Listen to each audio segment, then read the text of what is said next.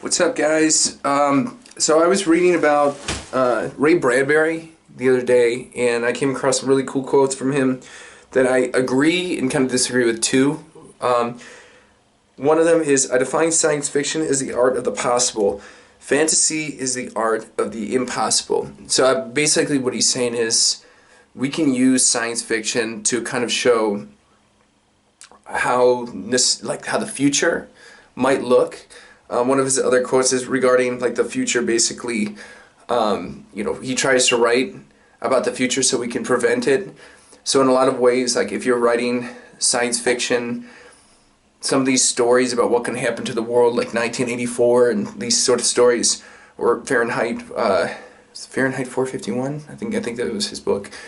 I read that a long time ago, like in 8th grade or something. But these are stories. They're kind of like horror stories in a sense of how the advancement of the world can end up being really negative, and it's nice to and maybe they pull from different things that were happening at their time or things that they saw in the world that could have potentially made like losing World War II. There's sci-fi based on that, or if World War II was there's a zombie movie in World War II too related to that, which was interesting.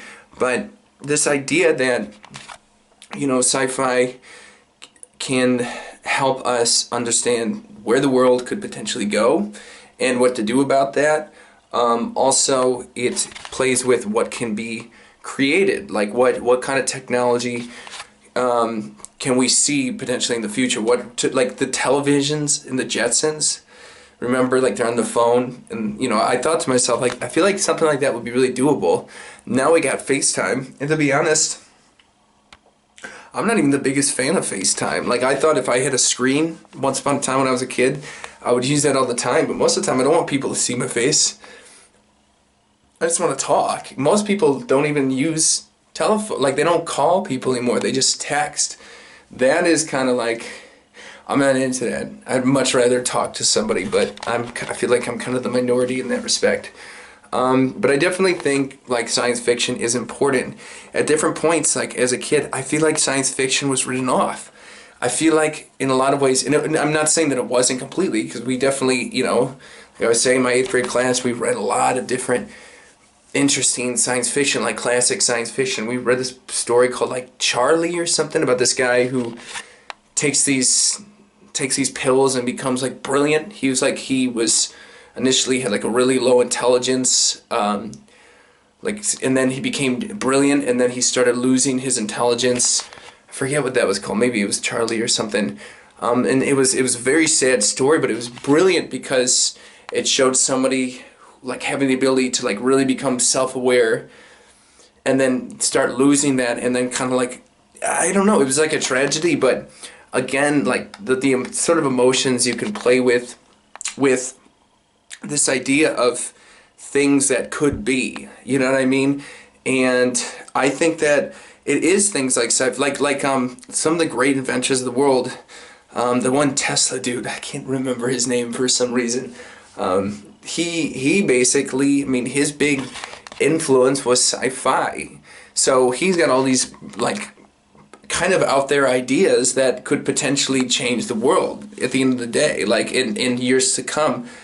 So a lot of things that people kind of, I don't want to say scoff at, but a lot of things that people kind of laugh at, now could be the norm. Even the idea of cars that drive themselves, there may be a generation, if that does come to pass, if that becomes a thing, there may be a generation that grows up that only knows that, and to them they're yeah, that's perfectly safe. To someone like me, if I'm thinking a car that drives itself, what if it malfunctions when I'm driving? See, these are concerns I have.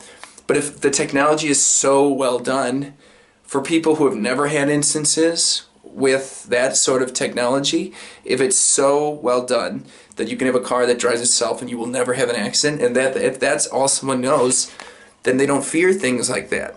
Because maybe there will be a time when the technology is that good where that could never, even if there was a malfunction, there would be a way to prevent some sort of accident. You know what I mean? There would be some sort of defense mechanism in the vehicle that would protect you. So Anyway, I mean, these are kind of, I just read some quotes the other day, and I've already been on the subject of sci-fi a little bit because of comics, and I love this topic.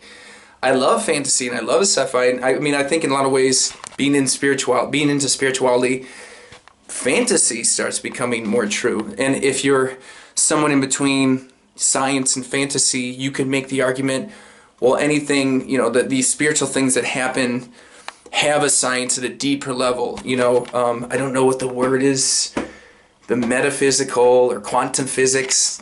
I think it's quantum physics. It's like it's like deeper physics that we know currently. It's like physics that is still being understood.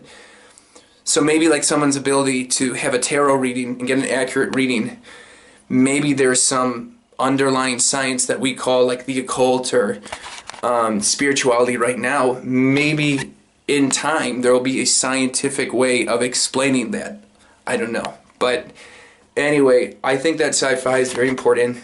I think fantasy is very important because I think both of these genres are very expansive in terms of what you can do and in terms of broadening your imagination. So, and then it's exciting to have that sort of spectrum to play with, that sort of canvas. It's like, okay, do whatever you want, because in these worlds, I think sci-fi is a little bit more, it's closer to reality, I would say. For fantasy, it's a little bit, okay, just do whatever you want. I think in a lot of ways that's why some people respect sci-fi a little bit more in terms of like actually thinking that it could be real, But I think they're both really fun to play with. So anyway, my thoughts on sci-fi and fantasy. Cool beans, guys. Peace. Have a good one.